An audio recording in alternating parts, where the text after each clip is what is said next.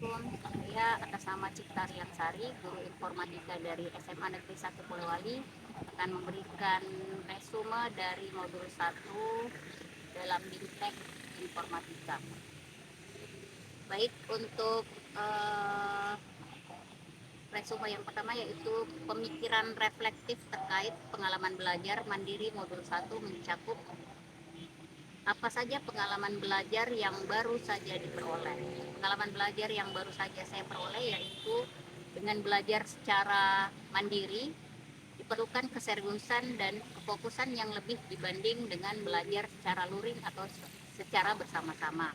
Nah, kemudian yang kedua, bagaimana emosi-emosi yang dirasakan terkait pengalaman belajar yang dilakukan.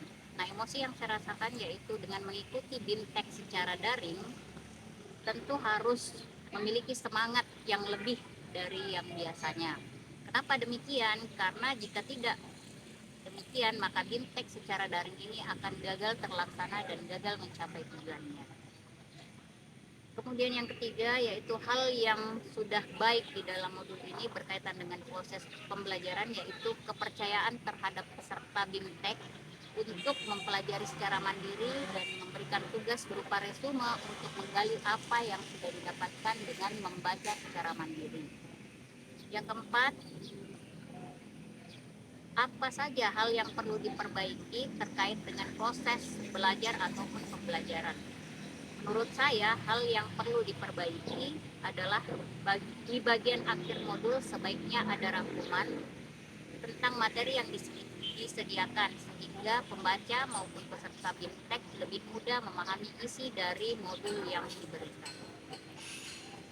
Untuk soal kedua yaitu analisis implementasi modul 1 dalam konteks guru informatika mencakup 1.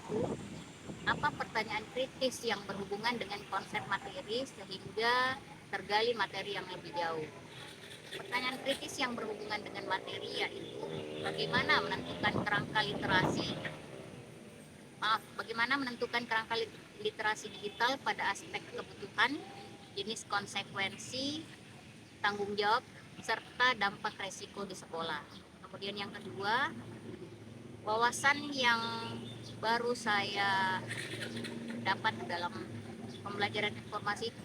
pembelajaran informatika tidak harus menggunakan komputer, tetapi dapat juga diganti dengan menerapkan permainan menggunakan bahan-bahan yang ada di sekitar.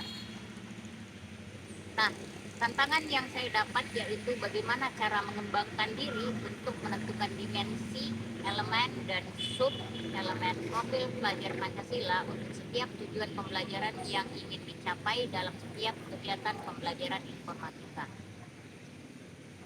Pertanyaan terakhir di nomor 2 yaitu alternatif atau solusi yang ditemukan dalam tantangan, yaitu kontribusi mata pelajaran informatika dapat mewujudkan profil belajar Pancasila agar peserta didik menjadi warga yang bernalar kritis, mandiri, kreatif melalui penerapan berpikir komputasional, serta menjadi warga yang berakhlak mulia, berkebinekaan global, bergotong royong dalam berkarya digital, diwujudkan secara berkolaborasi dalam bekerja kelompok baik secara luring maupun daring.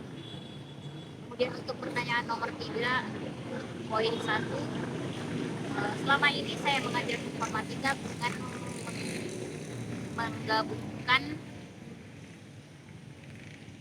cara pemberian materi, baik dengan menerangkan secara langsung, juga memberikan proyek seperti membuat media pembelajaran dan menugaskan peserta didik untuk melakukan proyek yang telah dibuat. Yang kedua yaitu di masa mendatang saya akan menambahkan games yang lebih menarik lagi dari games yang pernah saya berikan. Dan yang ketiga, konsep atau praktik baik yang dilakukan dari mata pelajaran dan kegiatan lain di sekolah, yaitu dengan menerapkan kegiatan belajar yang bisa dilakukan di lingkungan sekolah dengan memanfaatkan lingkungan sekolah sebagai alat atau sumber daya yang bisa digunakan untuk menambah wawasan dalam bidang ilmu komputer. Sekian dan terima kasih. Assalamualaikum warahmatullahi wabarakatuh.